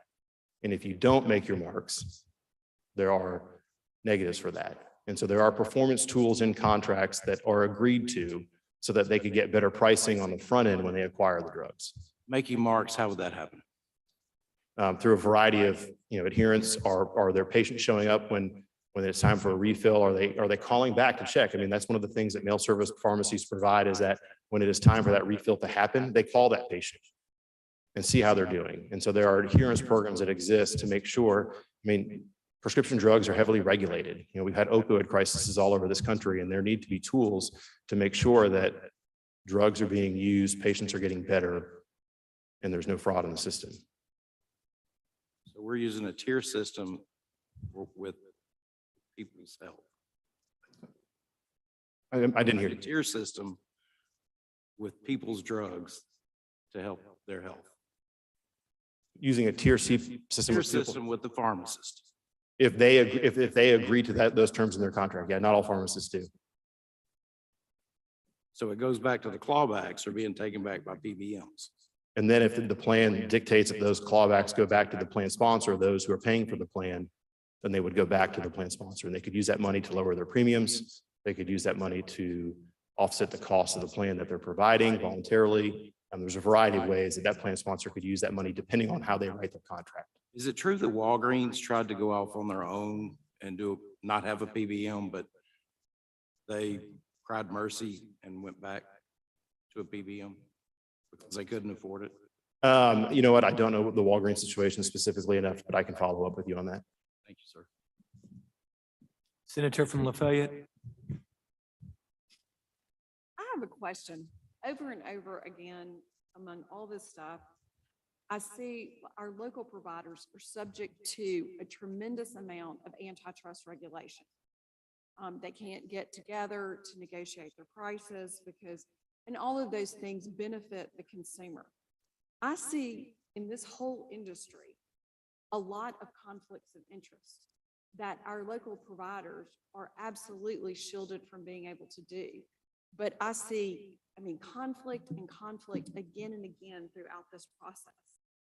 What antitrust, and this is outside of our purview, but what antitrust laws are y'all subject to from the federal government that, the conflicts of interest here are just, they're bizarre. So I can't This speak to allows the- to go on. I'm sorry. Apologize for that. Yeah. I can't speak for the other entities in the supply chain, but we are governed by every federal antitrust law that exists. Every call I hold that I have more than one member on, I have to go through a lengthy antitrust legal statement to make sure that we don't discuss anything of a competitive nature. And I would like to point out, if we're calling a spade, there are a lot of these issues all across the country. Here in Mississippi, we're heavily regulated by the Board of Pharmacy, which is made up of pharmacists. One more question. Can I follow up? I want to follow up just a little bit. I know you said that it's in the contracts of where those rebates go. Is it commonplace that the rebates actually ever go back to the consumer in any of this or in our state plan? Is it commonplace that we see these in contracts? That they go back to the, like, our state health plan? I apologize for doing that again. Usually it's a pass through back to the health plan to reduce the premiums. There are a few plans out there and plan sponsors that have passed them on to those who use the benefit. But usually the preferred method is to lower premiums for all, because premiums increase on average 3% every year. And we're finding that, this number doesn't sound a lot like a high number when you think through it. 1% of that 3% increase can be reduced by using rebates to lower the premiums. So a third of that increase could go away. Thank you. Gentleman from Rankin. Thank you. Going to the, Yes, sir. Thank you. Sorry. Following up on her conflict of interest. So PBMs are owned by insurance companies for the most part, and they in turn own retail pharmacies, specialty pharmacies. And it just seems like a really vertically integrated there. And yet it seems like y'all set the prices for independent pharmacies. That's not a conflict? So thank you for the question, sir. We only have one member that actually can do everything, that owns a retail pharmacy, has specialty, and on and on and on. A variety of PBMs offer other services. We do have some members that have a retail pharmacy, and that's it. They may be a PBM in a few regards, but they don't do the whole suite of business, have a health plan, things like that. The best that we can do, there's a lot of talk about surveys and how we identify what pharmacists are being charged for their drugs. The best that we can do today is survey the marketplace ourselves to try to find out what pharmacists are being charged to acquire that drug. What we don't get in that information is any discounts or rebates that they may receive. And so we don't know where that number truly lands, right? And so we have to take our best guess. So there are situations where we do underpay pharmacists. The majority of the claims that we're seeing in Arkansas are about $1.50. It is a high volume, so it does add up and it's meaningful. There are some claims that are larger, but on the flip side, there are claims because of us only being able to survey the marketplace and not get the data from anyone directly. We're paying pharmacists $800, $1,000 more than that drug costs to acquire. And when we talked a lot about NADAC yesterday, NADAC is the national average drug acquisition cost. It is a survey.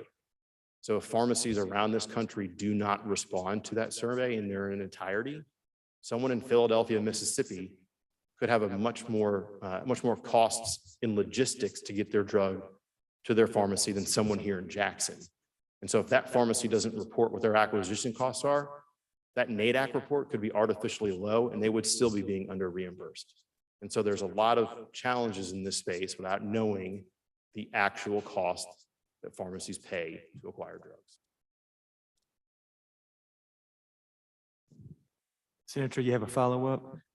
Just one more question. From yesterday, she mentioned, one of the testimonies of one of the individuals mentioned that oftentimes that you see PBMs actually requiring the pharmacist to dispense to the patient or the doctor to prescribe to the patient certain name brand drugs as opposed to using the generic drugs. You today have consistently mentioned generic.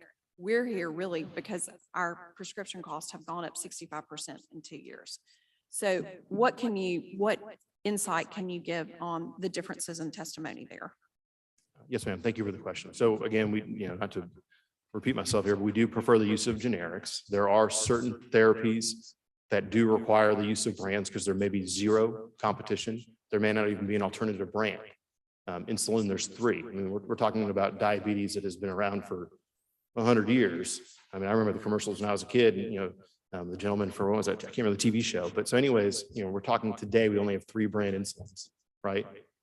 There's not a lack of competition in that space. So why do brands end up on the formulary? Well, it could be that the plan sponsor chose to go the brand route. It could be that certain drugs for certain situations are better than the generic alternative. And so again, that goes down to the plan sponsor who's designing that benefit on which way they go in that route. So you would disagree with her assertion yesterday that oftentimes that this is commonplace that we see, as opposed to the generic being prescribed, that they are requiring a certain name brand because of the formulary? Yes, but that formulary is designed by the plan sponsor.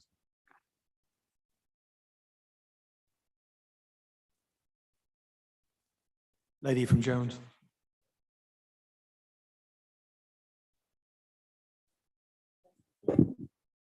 Now, we could peer to, in this presentation, the gentleman says that the PBMs have various tools that they use to bring the cost down.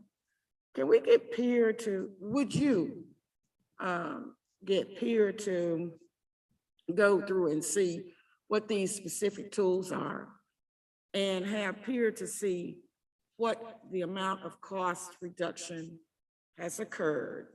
And let's just go back to the time that these people, that we started with these pharmacy benefit managers. And then the other thing we need to ask peer, they had a projection of 2020 to 2029, how much money we would save. Can we get peer to tell us, since their inception, how much money they have saved? And then the last thing is that if the P&T committee has made any recommendations that have not been implemented as it relates to specifically the pharmacy benefit managers, we could get that information for the committee. Lady, thank you for your question. Obviously, the chair doesn't have the information at hand for your second question. Concerning your first question, the chair can definitely make that request. It is an option, but there's no guarantee that the peer committee will accept the request. Thank you for your question. Thank you. Representative from Rankin.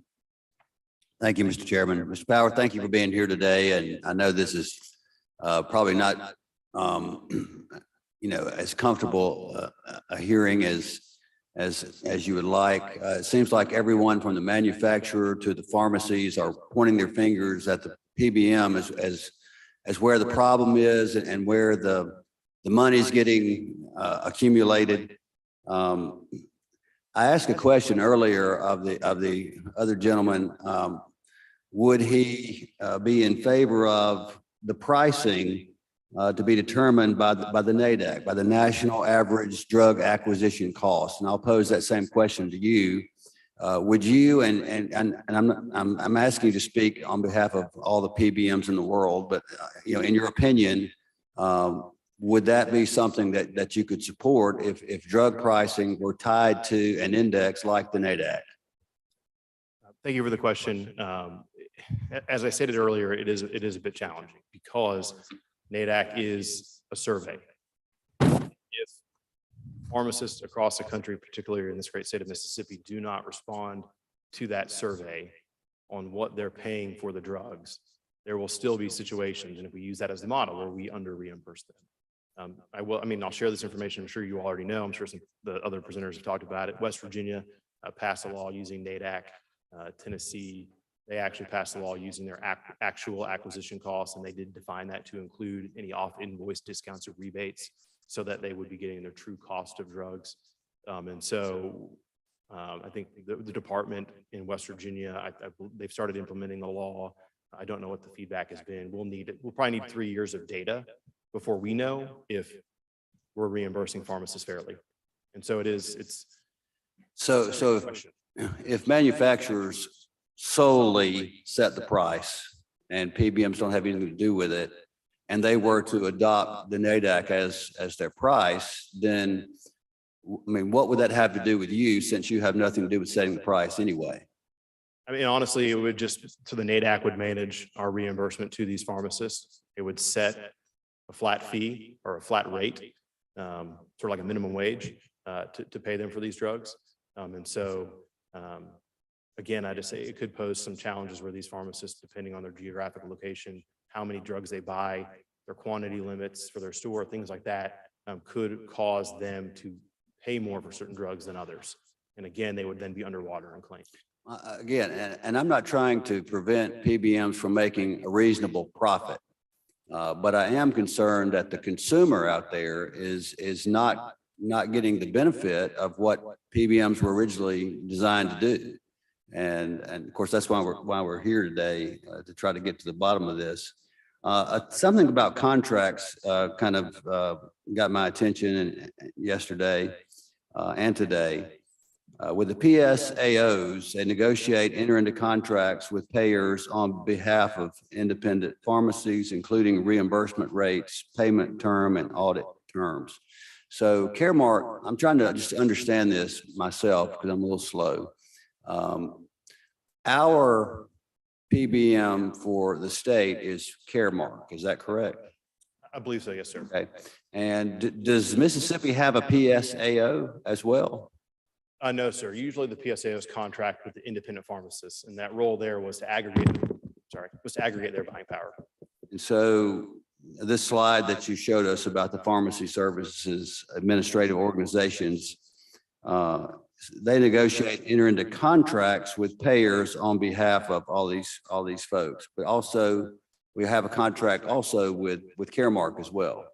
I mean, The PSAO would for other parts of the plan, yes. And if, so the state of Mississippi does not have a contract with the PBM Caremark?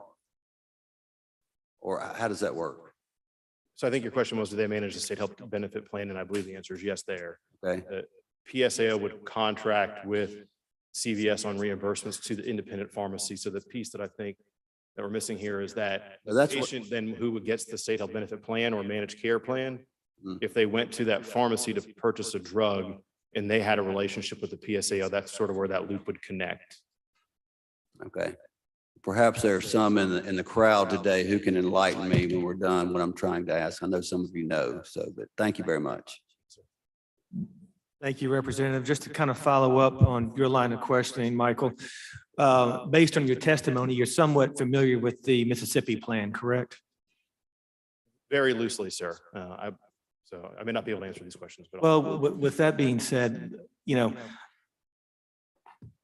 look, I'm no rocket scientist, but the state contracts with you because supposedly the PBMs have a greater purchasing power than the state, correct?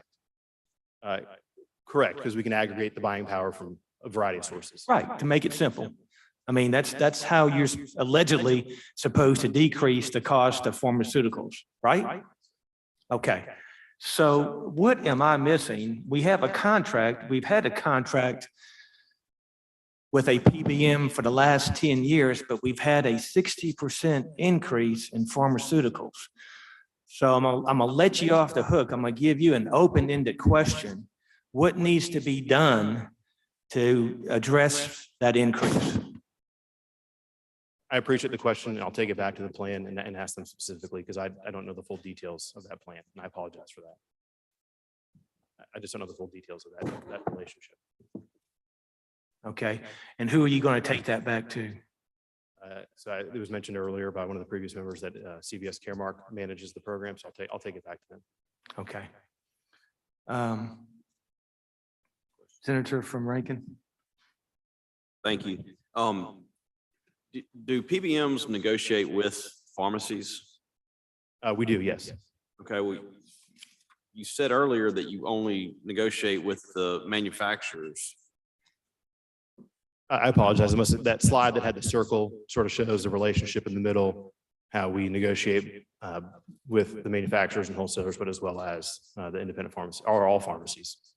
Okay, so I'm going to kind of give you the rundown from constituent of mine, independent pharmacists that asked me, and so I ask you, what is I guess the cost to dispense a drug? What would you say the value or the cost that is realized by a pharmacy to dispense a drug? I don't know the exact numbers here in Mississippi, but I think on average in the commercial marketplace, they've done some analysis. I think it's between 75 cents and $1.50 to administer the drug, or to count the pills and put the pills in the bottle. Okay, but I mean, the pharmacy doesn't exist in space. There's a building, there's employees, there's overhead, there's all these other things. Is that factored into the average cost of dispense? Isn't there like an ACD number that is out there that, that they've come up with a number that is the average cost to dispense? I think there was, and thank you for the question. I think there was one that they've come up with, but I have not looked at that. I've heard anywhere from $10 to $12, $11.23. Okay. So he gave me some figures that he himself goes through for the month of August. Between August 1st and August 28th, he did 2,366 prescriptions. The cost paid for those prescriptions was $259,836. His cost for the drugs was $237,800. The gross was $22,000. If you added a average cost of dispensing on that, he lost $7,265 on his prescriptions for the month. 960 of the 2,366 prescriptions were below $10, the cost on it. So if you're selling a third of your product, I guess, is below cost of what it's costing you. I mean, do PBMs do any function of their business at a loss? I appreciate the question, and just want to follow that whole scenario through. It sounds like there's a portion of his claims that he's getting the Medicaid dispensing rate. I think was it you said between $10 and $12. Well, I mean, I'm just saying, if you apply the cost of dispensing to the prescriptions that he's doing. So he's had, 2,366 prescriptions that he's filled this month. Okay. And I guess what I'm wondering is you negotiate on behalf of the plan with the manufacturer. You also negotiate with the pharmacist. Right. So you're on both ends. You're negotiating a price to buy the product or set the price of the product. You're also setting the price of what the pharmacies are dispensing it for. Sure. So what I'm curious as to, and the common thread that I've heard from independent pharmacists, whether they're in Jackson, which is probably the best case scenario, to whether they're in the Delta or, any part in Mississippi that may be few and far between of pharmacies. Are you setting up a price system for the pharmacist that they can't dispense the drug and keep the lights on? Are you putting them at a disadvantage off the get-go where, from Jump Street, they're not even making the cost of what it's costing them to dispense it? They're losing money on the script, basically. Well, so And if they've volume got, doesn't necessarily equate in some parts of the state. There's not volume to be had. So I'm just curious, is that factor taken into consideration in whether it's population or any of these things in some of y'all's negotiations with pharmacies on how you do your drug cost? well, sure. I mean, so PBMs do take risk-based contracts, right? So, there's pass-through pricing where someone pays for everything. And then there's another set of models where we take on all the risk and someone gives us a fee to manage the program. So we do take risk-based contracting on. As it relates to this particular pharmacy that you're referring to, the dispensing fee is one piece of that puzzle, right? The other side is the acquisition cost of the drug. So if they acquire a drug if they acquire that hepatitis C drug that has $1,000 value, but they acquire it for $200, and the plan pays them back $1,000 and they've made $800, or, do we know which claims you're looking at? Are we comparing apples to apples here? So that is part of that reimbursement methodology, right? That they are getting paid. There's getting forms of compensation in other ways to offset that cost. Well, I guess that you're speaking to kind of what Representative Yancey was saying. Wouldn't NADAC kind of solve some of that when you have average cost built in where you wouldn't have such large discrepancies? I think it'll cut both ways. It'll cut both ways. Depending on where you're located, it's a survey. We've all done surveys in this room. We love it when we get 30% participation, right? So 70% of the marketplace is not responding. 70 does not respond right now. I don't know on that particular survey, but I'm just saying, in general, when we do surveys, I think everyone, if you go look at it, it's a 30% response rate is kudos. So in this scenario, if a large portion of the market is not responding, you don't have the numbers and the inputs for all the costs for all the pharmacies. So it's up to this legislature and this body to decide what is best in that space. But I'm just putting it out as a sort of cautionary tale that there will be most likely chances, even if you follow NADAC, Because you're not asking them for their actual cost to do business. You're asking them for a surveyed average that they might get reimbursed below their costs. NADAC, I guess NADAC has updated every 5 days, is what I believe the testimony was yesterday. Do we know what participation rate is in these NADAC surveys? To get a clear answer to that, sir, I'll have to go back and try to find out what that number exactly is. Okay, thank you. I appreciate it. Gentleman from Rankin. On the PSAOs, you said they negotiate with the manufacturers. Do they also, do they negotiate on behalf of the independent pharmacies with the PBMs? Is that? So the way, oh, thank you for the question. Sorry, I apologize for forgetting that. The way PSAOs were established is they were designed to help aggregate the buying power of independent pharmacies so that they could aggregate their buying power to get better acquisition price on drugs they're putting on their shelves to sell. Over time, they got into more things as well, right? They grew. They started negotiating directly with PBMs on the reimbursements. And as that industry grew, some other entities saw the value, companies like McKesson, AmerisourceBergen, and Cardinal, who are wholesalers, and they now own the 3 largest PSAOs. And they are in the middle between the negotiations with the PBM and the independent pharmacy. And as we have not been able to put our eyes on any of those contracts between the PSAO and the independent pharmacy, so we don't know what suite of goods they're getting. We don't know what fees they're being charged. We don't know how the cost of providing that service is impacting their cost to acquire drugs. There's a lot of unknowns. And Maryland and Louisiana are taking a look at this. So if the PSAOs are negotiating prices with the PBMs, why are all of the independent pharmacies that I talk to losing money selling prescription drugs? That doesn't make any sense. I think the answer is sort of in the question that, why would these wholesalers who sell the drugs to the pharmacies, right? You've got the 3-tier system of alcohol. You've got manufacturer, wholesaler, liquor stores. It's the same thing. You've got drug manufacturers, wholesalers, pharmacists. 3 of the largest wholesalers on 3 of the largest PSAOs.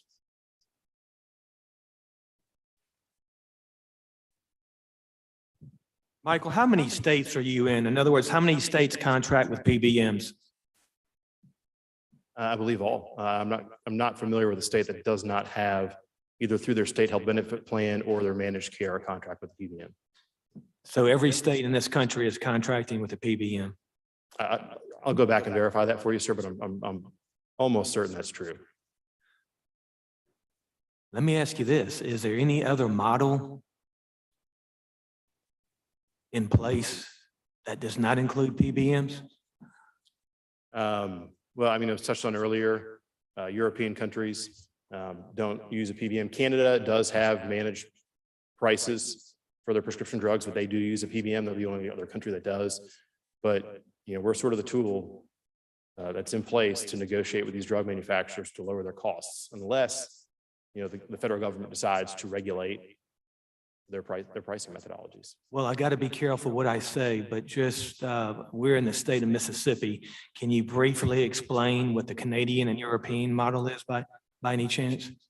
So, I mean, most countries in Europe, they do, I think it was mentioned yesterday by Leah, they do have sort of a third-party government entity that negotiates with the manufacturers directly to set prices. I believe Canada is very similar. The use of a PBM there, I'll have to understand more, but they're one of the only other countries that use a PBM. And I'll get that for you. So instead of each individual state in the United States, it's the government, it's the country as a whole in Canada, and obviously the European Union in Europe is negotiating that contract. Is that what you're telling us? They're negotiating the price of prescription drugs with the manufacturer. I'm sorry, I didn't hear your response. They're managing the price of prescription drugs with the manufacturers. Okay, the country as a whole. Government, yes. Government as a whole for everybody. Okay. Mr. Chairman. Gentleman from Harrison. Okay, any other questions? Seeing none, Michael, we appreciate your time. We appreciate more so your willingness to answer some tough questions and the way you responded to those questions. Thank you very much, sir. Thank you, sir. And I'll get back those answers I didn't have. I apologize.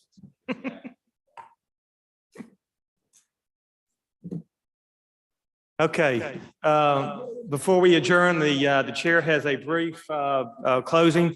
Again, we want to thank everybody, especially the members of the House and the Senate committees. I think we were able to ascertain some very important information that came up in response to our questions. The chair is of the opinion that generally speaking, we kind of have a blame game between PBMs and the manufacturers. We as policymakers and legislators have a responsibility to the patients of this state and the taxpayers to make sure we don't do anything until we have all of the information. Again, as I said in my opening statement, we are here to get educated. We do not have a position or any type of legislation that we're looking at now. However, again, I will repeat, the unsustainable increase in pharmaceutical and medical costs in this state is unsustainable. And it's a high priority for the Speaker of the House, Philip Gunn, to try to do something that's in the best interest, again, of both the taxpayers and the patients. With that being said, we'll continue to do our job. We will have, I believe, one additional possibly joint hearing before January. And we will do our job. We will do our job and make sure that we can do everything we can to control this increase. Mr. Chairman. Save the date, please. October 3rd and 4th will be our next hearings. Since Chairman Zuber and I were named chairman three years ago, we've had some issues that have come to us in January when the session has started, and for one reason or another, didn't get to carry them across the finish line, mainly because they were very complicated issues. And we've shown that we've come back and had hearings that summer and come back the next year and been victorious in legislation. Two great examples would be our telemedicine bill and our wind pool bills. And we have a couple of issues that came to us real late last year. One of them was touched on, the accumulator ban legislation that we're going to have hearings on. And the gold card legislation came to us real late last year. We were able to have about a 30-minute hearing during the session. And we want to hear those out real well. Several of us have attended a national insurance conference, and we heard from the plan on the gold card legislation from a representative from Texas. And we intend to get an update on how that plan is progressing and see if it's something that we think might work in Mississippi. We have one other issue that's coming from the NAIC, National Association of Insurance Commissioners. Mr. Cheney's told us about. They're going to come out with a model bill that will remain a secret right now. How about that? Till we get a model bill on that and we study it. But it'd be an issue that I think everyone will be interested in that we'll also hear. If you have something else you'd like us to, if you want to present on any of those issues that I've just mentioned, we'd love to hear from you prior to October the 3rd and the 4th. Meeting is hereby adjourned.